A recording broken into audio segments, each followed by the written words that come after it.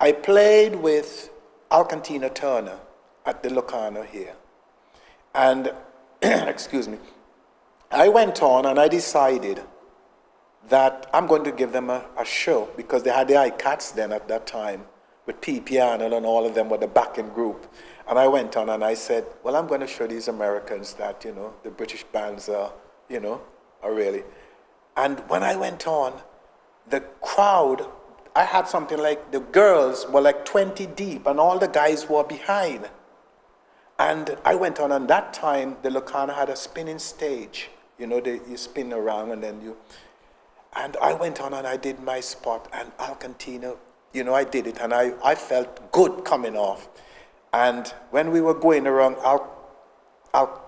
Tina Turner, and she didn't come on, but Ike, he was doing me like that. Good show, good show. So I know, yes, that was all right. Recording, etc., we took the music seriously, but the live, you know, the live stage act was a lot of fun, wasn't it? Yeah, we used to set fire to things quite regularly. Yes. And blow holes in ceilings quite regularly. And floors. And floors, yeah. We had a cannon. We had a roadie called Bernie the Bomb. Bernie, but Bernie couldn't drive, but he was very good at explosives. So we used to blow a few things up now and again. Yeah. And there was always because if we had an audience that wasn't too appreciative, we used to wake them up after the second number with a bit of a bang, didn't we? That's right, yeah. Just make sure they were paying attention.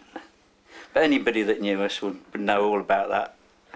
In fact, we're probably one of the first bands that started to use pyrotechnics, really, if you think about it. Yeah, I mean, to make our own. Yeah, I mean, Tony Britt used to just put flash powder into one of his dustbin lids and then set fire to it. Except one day he got his ring caught on the edge and it couldn't get his hand out quick enough. No, so that sort of hurt a little bit. But so we're pioneers. You know, we came to Coventry and it's massive stage. You know, we came out main support and we just walked out to the loudest roar. Like that roar. I've still never heard anything like it that day, because I've played bigger gigs and there's been louder crowds, but I've never experienced like that roar. That was the most important gig of the career for that was a pinnacle. That was the tipping point. It was a turning moment, that was. Massive after that gig, point. There was no stopping us.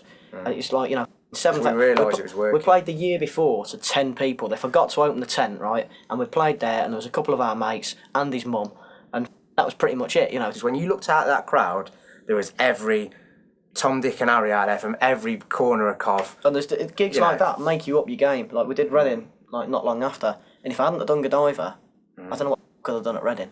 You know, but as it was, we owned Reading because we'd buzzed off Godiva and we just walked onto the stage at Reading and just went, oh, it's just like Godiva, isn't it? There's some gigs you do that feel like you're playing them, and there's other gigs that you do that feel like you're watching them. And that doesn't happen very often, but every now and then you have a gig and it's like you've watched the whole thing and just buzzed off it and just been perfect, wasn't it? Yeah. Like the crowd knew that they were as important as us at that point. You know, it was the perfect equilibrium of just sort of.